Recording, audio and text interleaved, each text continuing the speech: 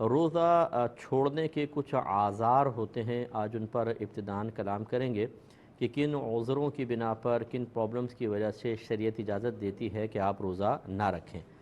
ان میں سے پہلا ہے حمل۔ بعض اوقات ہماری بہنیں پریگننٹ ہوتی ہیں اور وہ کویسچن کرتی ہیں کہ کیا اس حالت میں روزہ رکھنا بہتر ہے یا نہیں ہے۔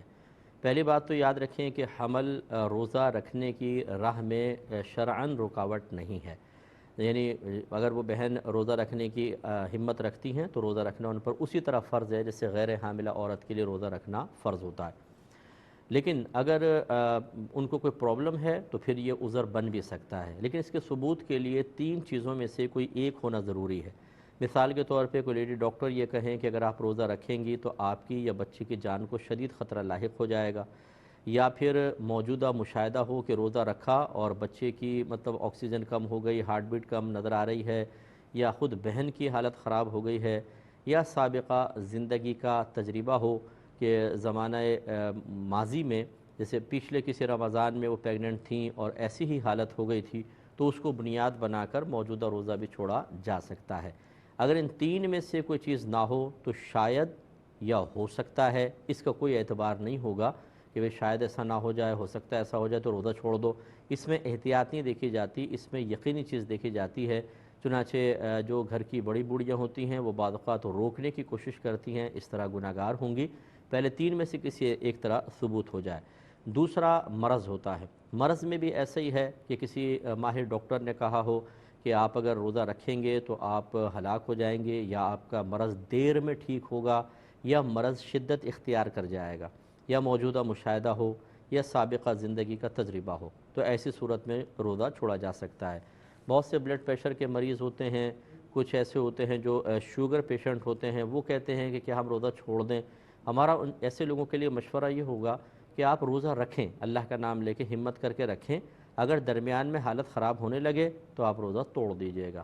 لیکن یہ ہو سکتا ہے، اب میری والدہ ہیں خود وہ روزہ رکھتی ہیں اور وہ شوگر پیشنٹ بھی ہیں، بلڈ پریشر کا اور بھی کئی امراض ہیں، لیکن اس کے باوجود تقریباً پورے روزے رکھتی ہیں، تقریباً بھی نہیں پورے روزے رکھتی ہیں۔ تو اگر آدمی تھوڑی سی ہمت کر لے تو اللہ تعالیٰ کی مدد بھی شامل حال رہتی ہے، اور رحمت کونین صلی اللہ علیہ وسلم کے فرمان ذیشان کے مطابق کہ تم روزہ رکھو، اللہ تعالیٰ تمہیں شفا عطا فرمائے گا۔ تو اس سے شفا حاصل ہوتی ہے، یقین کامل ہونا چاہیے، آدمی رکھے۔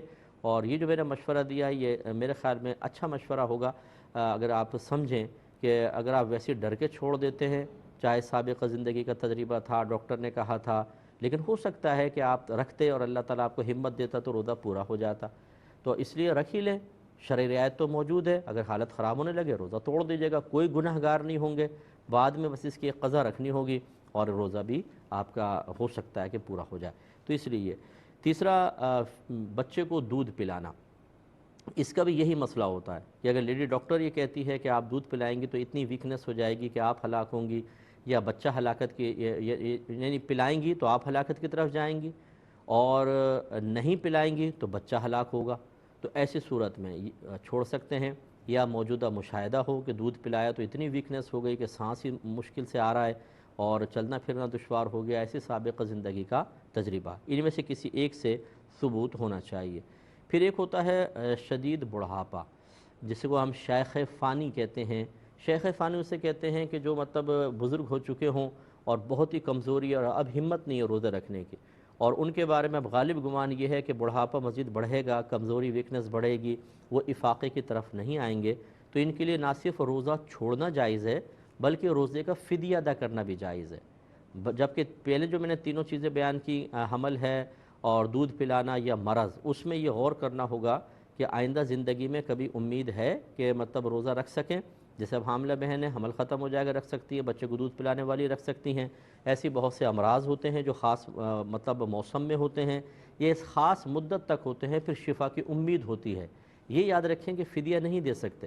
ہاں اگر کوئی مرض ایسا ہو جائے کہ جس کے بارے میں اب ڈاکٹرز نے کہا یہ ٹھیک نہیں ہوگا، اب یہ بڑھتا ہی چلا جائے گا اور اس میں آپ کے لیے روزہ رکھنا خطرناک ہے، تو وہ ایسا کر سکتے ہیں کہ روزہ چھوڑ بھی دیں اور ہر روزے کا ایک فدیہ دیں۔